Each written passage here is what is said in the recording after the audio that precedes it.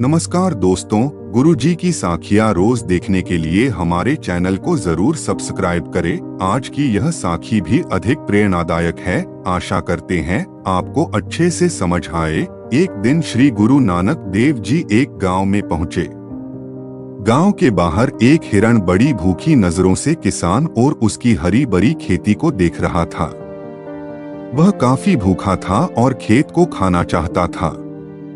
हिरण खेत को खाने के लिए आगे बढ़ा, लेकिन वह यह नहीं जानता था कि किसान ने खेत बचाने के लिए खेतों में जाल लगा रखा था।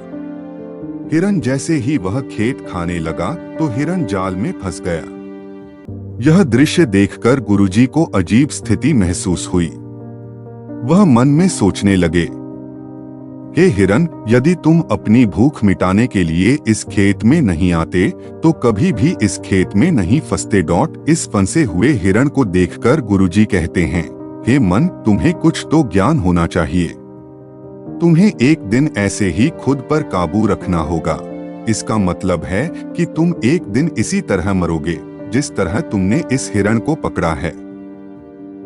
ये शब्द कहकर गुरुजी ने एक शब्द समझाया है। श्री गुरु ग्रंथ साहिब 438-449 में लिखा गया है। इसका मतलब यह है कि वह काले हिरण के अचेतन मन में घूम रहा है। गुरुजी हमें हिरण की हीरे की आकृति बता रहे हैं। गुरुजी कहते हैं, मेरी बात सुनो, तुम इस संसार में क्यों खोए जा रहे हो? इस दुनिया में, इस फूल में तुम जो खा रहे हो आज तुम्हें मीठा लग रहा है, लेकिन कुछ समय बाद आपको मीठा महसूस नहीं होगा या आपको तकलीफ होने लगेगी।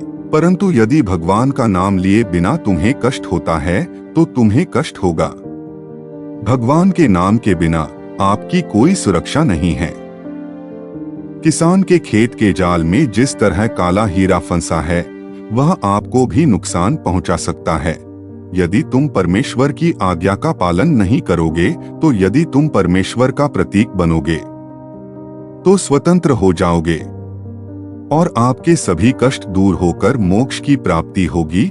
उसके बाद अपने दुख के समय में श्री गुरु नानक देव जी कश्मीर के श्रीनगर शहर पहुंचे।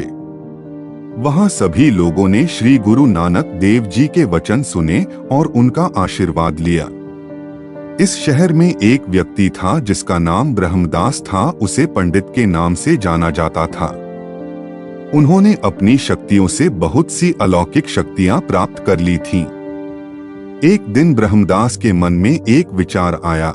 श्री गुरु नानक देव जी नाम के एक महान संत हैं। उन्हें देखकर उसका यह कहना था कि मेरा नाम भी ब्रह्मदास है।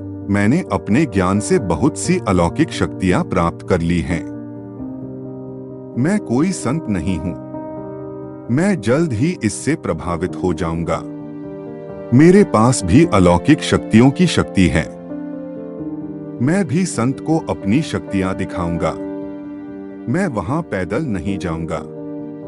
मैं जादुई कालीन पर हवा के रास्ते चलूंगा। पुजारी ब्रह्मदास जादुई कालीन से गुरु से मिलने गए। पुजारी ब्रह्मदास ने संत को देखा। सभी लोग बहुत खुश थे।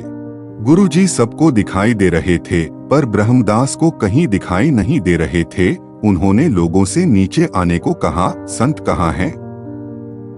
लोगों ने बोला, अरे यहाँ गुरुजी बैठे तो है, आप क्या कह रहे हैं? ब्रह्मदास ने कहा, मुझे कोई गुरु नजर नहीं आ रहे। लोगों ने बोला, गुरुजी आपके सामने बैठे हैं। ब्रह्मदास ने कहा, मुझे तुम्हारे अलावा कोई नहीं दिख रहा। बहुत कोशिश करने के बाद भी गुरुजी उसे नहीं दिखाई दिए। ब्रह्मदास जो भी दिखावा करना चाह रहा था वह विफल हो गया था। फिर वह वहां से मायूस होकर अपना जादुई कालीन लेकर घर की ओर निकल पड़े। ब्रह्मदास घर जाते ही अपने सेवक से पूछा, क्या वहां वाकई कोई संत बैठे थे? बिल्कुल मालिक, संत वही बैठे थे और उनके चेहरे पर एक तेज था। उनकी वाणी कितनी मीठी थी। ब्रह्मदास ने कहा, वह सबको दिखाई दिए, केवल मुझे ही दिखाई नहीं दिए। ऐसा क्यों हुआ भला? सेवक ने कहा, मालिक, यह सब आपके घमंड के कारण हुआ। ब्रह्मदास ने कहा, मेरा घमंड? सेवक ने कहा, हाँ मालिक, आपका घमंड। अगले ही दिन ब्रह्मदास गुरुधाम की ओर पैदल ही निकल गए और फिर पंडित जी को गुरु जी दिखाई दिए। पंडित ने गुरु जी को प्रणाम किया। गुरु जी ने ब्रह्मदास से कहा, आओ ब्रह्मदास बैठो।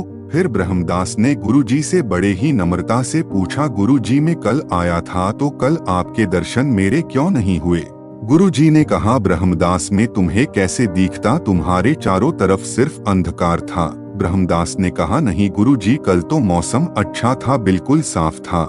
गुरु जी ने कहा, ब्रह्मदास घमंड से ज्यादा कोई अंधकार है? तुम अपने जादुई कालीन पर आए थे, उसका तुम्हें अधिक घमंड था। अपने चारों ओर देखो, पक्षी उड़ते हैं, कोई कीड़े मकोड़े भी उड़ते हैं, तो क्या तुम वही बनना चाहते हो? ब्रह्मदास ने कहा, गुरु जी मुझे क्षमा कीजिए, मैंने ग्रंथों का अध्ययन किया, शक्तियां पाई, उसके पश्चात भी मुझे वह शांति सुख प्राप्त नहीं हुआ जो आपके चरणों में बैठकर मिला। पंडित जी को ज्ञान देकर गुरु जी अपनी अगली यात्रा को निकल पड़े। तो दोस्तों, आज की इस साखी से आपको क्या सीख मिलती है? गुरु जी कहते हैं कि हमें कभी जीवन में घमंड नहीं दिखाना चाहिए, किसी भी अंधकार में नहीं रहना चाहिए। अगर आप परमात्मा से अच्छे मन से जुड़े रहेंगे तो आपको परमात्मा जरूर दिखाई देंगे।